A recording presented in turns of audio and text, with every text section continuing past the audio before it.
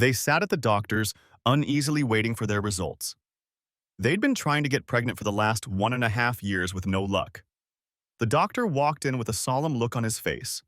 He pinched his nose as he sat down. Unable to look them in their eyes, what he'd share would rip their world apart. Max Patterson was your typical 27-year-old New Yorker.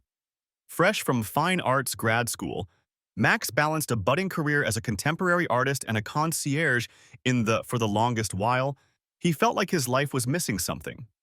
Yes, he'd achieved many things he set out to clear by his age, but he still felt it wasn't enough. While working as a concierge, Max met Casey, who rented an apartment at his hotel. Although Casey was 2 years older than Max, there was electricity between them that they couldn't explain. 2 years later, what began with a simple hello had evolved into marriage. The happiness this union brought was unlike nothing Max ever knew, yet he still felt hollow. Max wondered why he still felt empty despite everything he had. He loved Casey and the life they led. He also knew every aspect of his life was perfect. So what was it? Knowing his wife always listened to his problems, Max opened up to Casey. He told her she'd brightened up his life beyond measure, but something was missing, and he couldn't put his finger on it. Casey listened attentively, as she always did, whenever something was bothering Max. "I'd have been feeling that way as well," she said.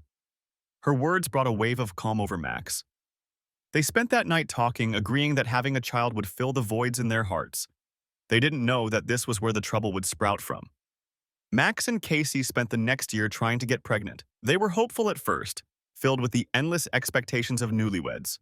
Each month, they would take a pregnancy test, and the answer would always be negative. Their hopes started dimming with each test. It soon became evident that something was barring them from their goal. Max and Casey were both adopted into large families. As such, they wanted, more than anything, to start one of their own. A big family would breathe the life they needed in their relationship. Saddened by their situation, Max brought up visiting a doctor. In his mind, there was something wrong with him, and he wouldn't let it ruin their marriage. Could a doctor help him? Casey agreed to visit a doctor. She'd also shared that maybe she was the problem and not Max. His lips curled as she explained herself. To him, Casey was far past perfect.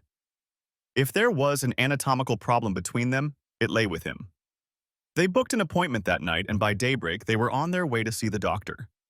Max weaved his fingers through Casey's as they walked across the hospital's corridor. His heart pounded in his chest and his palms were sweaty.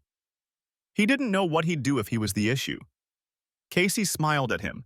She squeezed his hand and assured him everything would be okay, regardless of the doctor's findings.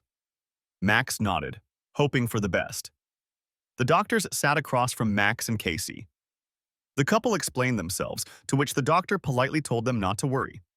With the suitable approaches, they could get a child. The doctor directed them to separate rooms for their tests.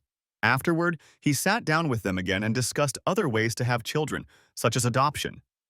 If it came to that, would the couple be open with it? Max and Casey went home, the day feeling more hopeful than they had in a while. They would return for their results in a week. Before Max and Casey knew it, they were back at the doctor's waiting to see why they couldn't get pregnant. The doctor walked in with their results.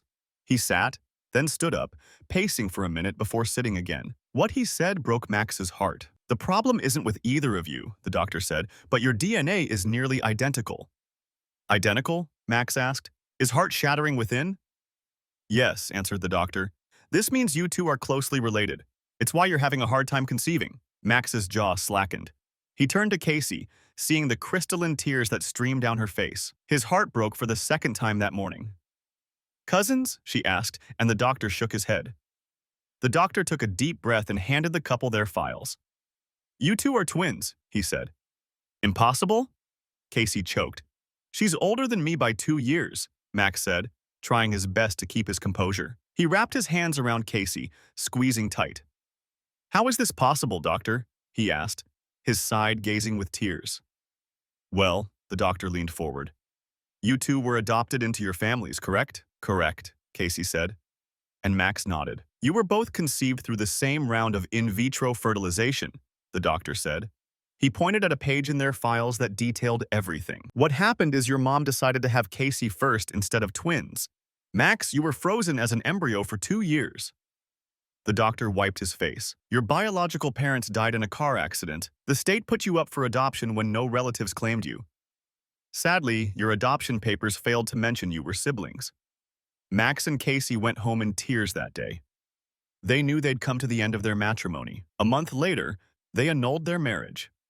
Although they were sad, they knew they could still explore a relationship as brother and sister.